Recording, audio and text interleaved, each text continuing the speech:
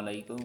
আমরা যে যেখানে আছি, কোনো একটা গ্রামে আছি বা ছোট একটা কামরায় আছি বা একটা যে ঘরে অবস্থান করতেছি ভাই, আমার মধ্যে যে জ্ঞানটা আছে, আপনার মধ্যে যে জ্ঞানটা আছে, ছোট হোক বড় হোক, যে জ্ঞানটা আমার আপনার মধ্যে আছে, এই জ্ঞানটা দিয়ে আমি বিশ্ব দরবারের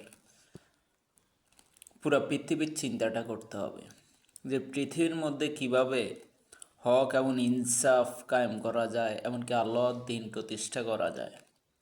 আল্লাহ পাক আমাদের নবী সাল্লাল্লাহু আলাইহি সাল্লাম ঠিক এভাবে বলছেন যে তোমাদের কাছে যদি আমার একটা বাণী থাকে, ওইটা তোমরা ছড়াই দাও বিশ্বের এই প্রান্ত থেকে ওই প্রান্তে। এখন আমরা যারা ইনশাল্লাহ বাইরে যাইতেছি, প্রবাসে যাইতেছি, আমাদের নিয়ত এটা থাকবে যে আমি দিন ইসলামের কাজে যাইতেছি।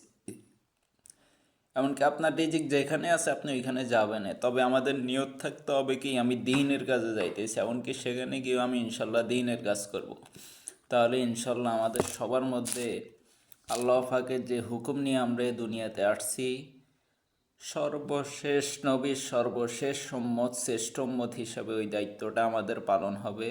তো ইনশাল্লাহ আজ থেকে গড় থেকে, টিনের ঘর বলেন, কুড়ের ঘর বলেন, যে যেখানে আছেন সবাই ইনশাল্লাহ দল মত নির্বিশেষে সবাই ইনশাল্লাহ হকের পথে কাজ করে যাবেন।